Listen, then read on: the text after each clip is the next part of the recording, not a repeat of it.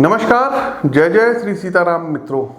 चैत्र शुक्ल पक्ष नवमी अर्थात 13 अप्रैल को रात्रि 8:51 पर ग्रह कुल के राजा भगवान भुवन भास्कर अपनी उच्च राशि मेष राशि में गोचर करने जा रहे हैं, जहां ये 15 मई तक विराजमान रहेंगे।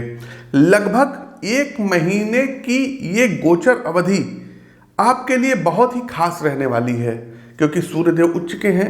प्रोफेशनल लाइफ और व्यापारिक दृष्टिकोण से काफ़ी बड़े परिवर्तन सूर्यदेव अपने गोचर कालखंड के इस टाइम फ्रेम में करवाएंगे। सूर्य का हमारे जीवन से सीधा संबंध होता है साथियों। बड़े प्रशासनिक पदों पर बैठे लोग, बिजनेस के बड़े बड़े महारथी और सामाजिक रूप से सशक्त व्यक्ति, बड़े बड़े राजनेता, पॉलिटिशियंस, सूबे के मुख्यमंत्री, देश के प्रधानमंत्री, ये सूर्य से ही संचालित होते हैं। गोचर कालखंड की इस अवधि में आप देखेंगे कि आपकी इच्छा शक्ति अधिक मजबूत और भाग्य शक्तिशाली रहेगा। तो क्या कुछ परिवर्तन आपके लिए भगवान भुवन भास्कर सूर्य नारायण लेकर के आने वाले हैं? विस्तार पूर्वक हम चर्चा करेंगे और आवश्यक उपाय भी बताएंगे। आगे बढ़ने से पहले आपकी जानकारी के लिए बता दें कि अप्रैल माह में हमारा दिल्ली आगमन हो रहा है। तो दिनांक 14, 15 और 16 अप्रैल को आप हमसे दिल्ली में मुलाकात करके अपनी जन्म कुंडली का विश्लेषण करवा सकते हैं। दिनांक 17 और 18 अप्रैल, जी हाँ, ये डेट भी आप लोग नोट कर लीजिए, जयपुर में रहेंगे, तो वहाँ भी आप व्यक्तिगत तौर पर मिल करके हमसे अपनी पत्रिका का विश्लेषण करवा सकते हैं। मई महीने में 2 स्टेट हैं, असम और मेघालय, यहाँ पर हमारा आगमन होगा। तो आप लोग जो है गुवाहाटी की डेट नोट कर लीजिए। 17 और 18 तारीख को आप हमसे गुवाहाटी मिल सकते हैं। 19 और 20 तारीख को आप हमसे शिलोंग में मिल सकते हैं। 22, 23 और 24 तारीख को आप हमसे वापस फिर से गुवाहाटी मिल सकते हैं। गुवाहाटी की ये लोग बहुत ज़्यादा वहाँ अपना प्रेम दे रहे हैं, काफ़ी जो है मतलब लोग आ रहे हैं कुंडली दिखाने, इसलिए गुवाहाटी का कार्यक्रम थोड़ा सा लंबा हो गया है। तो आप लोग ये डेट नोट कर लीजिए, स्क्रीन के दिए गए नंबरों पर संपर्क कर सकते हैं। आगे बढ़ने से पहले आपकी जानकारी के लिए बता दें कि प्रस्तुत राशिफल आपकी चंद्र राशि व आपकी नाम राशि दोनों पर संयुक्त रूप से आधारित है। तो आप जो है दोनों के अनुसार इस राशिफल को दे सकते हैं और आवश्यक उपाय कर सकते हैं। क्योंकि सूर्यदेव देखिए मेष राशि में संचरण कर रहे हैं, उच्च के हो गए हैं, और यहाँ पर भारत देश में जो है इलेक्शंस का जो है इलेक्शन चल रहे हैं, चुनाव चल रहे हैं। तो हमारी कुछ राजनीतिक भविष्यवाणी है, इसको आप लोग नोट कर लीजिएगा। हम पहले भी कहते आए, फिर भी आप लोगों को जो है याद दिला दें कि 2024 में फिर से बीजेपी सत्ता में आएगी और नरेंद्र मोदी जी ये तीसरी बार प्रधानमंत्री पद पर सुशोभित होंगे। लेकिन उसका वीडियो विस्तार से आएगा। जो चर्चा है कि जो है इतनी सीटें 400 पार, ये सब ऐसा कुछ होने वाला नहीं है। लेकिन हाँ, बीजेपी सत्ता में आएगी और इस बार बीजेपी को थोड़ी सी रणनीति बना करके चलने की आवश्यकता होगी। कुछ उपाय हैं जो हमने उनके जो टॉप के लीडर्स हैं उन तक पहुँचा दिया है। बाकी जो है इन लोगों को बहुत ध्यान देना पड़ेगा, जैसे कि हरियाणा हो गया आपका पंजाब का स्टेट हो गया, आपका बिहार हो गया, उत्तर प्रदेश खास करके आपका हो गया। तो बिहार में भी इनको अच्छा नुकसान हो सकता है और हरियाणा में भी इनको नुकसान हो सकता है। यूपी में भी कुछ सीटें इनकी कम आ सकती हैं। लेकिन ओवरऑल ये है कि ये लोग जो है क्या कहते हैं, दक्षिण में अच्छा परफॉर्मेंस करेंगे, बंगाल में अच्छा परफॉर्मेंस करेंगे। तो इन लोगों की सीटें आएंगी, लेकिन अभी मेहनत करने की ज़रूरत है। और आगे बढ़ते हैं साथियों, हमारी जो भविष्यवाणी थी वो हमने आपको बता दी। अब जानते हैं सूर्य राशि परिवर्तन का सभी 12 राशियों का क्या हाल रहेगा। आगे बढ़ते हैं साथियों, हमारी अगली राशि आती है धनु राशि। धनु राशि के जातकों, सूर्यदेव आपके 9वें भाव के स्वामी और ये 5वें भाव में गोचर करने जा रहे हैं।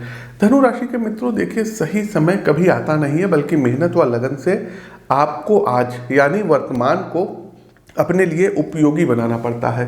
प्रोफेशनल लाइफ में आप काफ़ी समय से किसी बड़ी अचीवमेंट की तलाश में हैं, लेकिन उसके लिए जो ज़रूरी एफर्ट्स और मेहनत चाहिए उससे कतरा रहे हैं।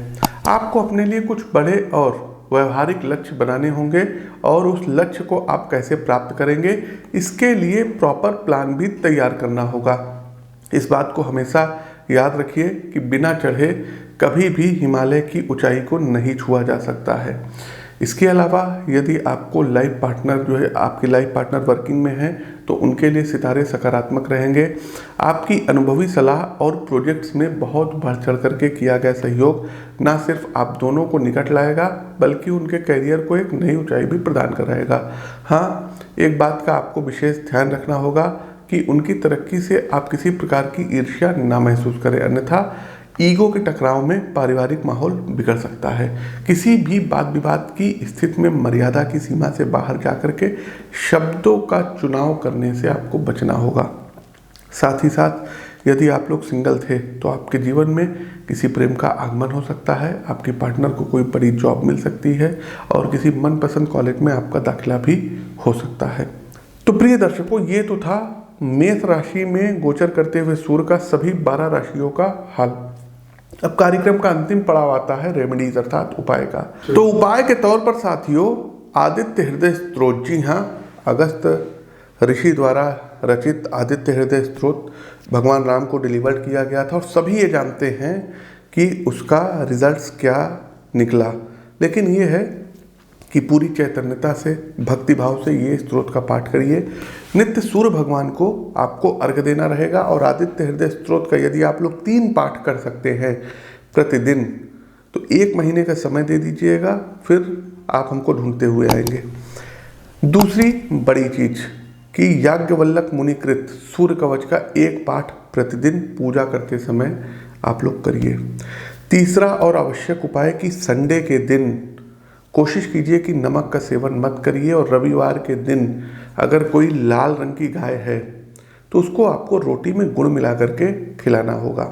अगला एक काम, घर में जो बड़े बुजुर्ग हैं, माता पिता हैं, दादा दादी हैं, चाचा चाची हैं, बड़े भैया हैं, आपके पैर छू करके आपको आशीर्वाद ऐसे आंखों पे लगाना होगा। अगला एक काम, स्वस्थ शब्दों का चयन आपको करना होगा। ऐसा मैंने इसलिए कहा है क्योंकि यदि आप स्वस्थ शब्दों का चयन लोगों के लिए करेंगे तो वो भी आपको सम्मान देंगे और सूर्य आपके मजबूत होंगे। एक काम और ये कर लीजिएगा कि यदि आप मेष राशि के हैं, सिंह राशि के हैं, वृश्चिक राशि के हैं या फिर आप मीन राशि के हैं तो अपनी पत्रिका का विश्लेषण करवा करके एक माणिक्य रत्न आता है रूबी, इसको कॉपर में राइट हैंड के रिंग फिंगर में धारण कर लीजिए यदि आपका बजट है तो। यदि आपका बजट कम है तो एक तांबे का छल्ला बनवा करके आप रिंग फिंगर राइट हैंड में धारण कर सकते हैं। जो महिलाएं हैं वो लेफ्ट हैंड के रिंग फिंगर में धारण कर सकती हैं। प्रतिदिन साथियों लाल चंदन का तिलक मस्तक पर आपको लगाना होगा और संडे वाले दिन यदि कहीं आसपास चींटियां दिखें तो उनके लिए थोड़ा सा आटे में पिसा हुआ चीनी का बूरा मिला करके आपको उनको डालना होगा। तो ये कुछ आप लोग जो है उपाय कर सकते हैं। शेष उपाय आप अपनी पत्रिका का विश्लेषण व्यक्तिगत तौर पर मिल करके करवा सकते हैं। फिर आपको बता दें 14, 15 और 16 तारीख को दिल्ली में रहेंगे अप्रैल को, और 17 और 18 अप्रैल को हम जयपुर में रहेंगे, वहाँ पर आप हमसे मिल सकते हैं। 17, 18 तारीख को आप हमसे गुवाहाटी में मिल सकते हैं और 20 और 21 मई को आप हमसे शिलोंग में मिल सकते हैं अगले महीने, और फिर गुवाहाटी में 24 और 25 मई को आप हमसे मिल सकते हैं। स्क्रीन के दिए गए नंबरों पर अपनी अपनी अपॉइंटमेंट बुक करा लीजिए। तो साथियों, अपनी वाणी को विराम देते हुए ज्योतिष के इस मंच से मैं पंडित आशीष वत्स आप सभी प्रबुद्ध साथियों से विदा लेता हूँ। नमस्कार, राम राम।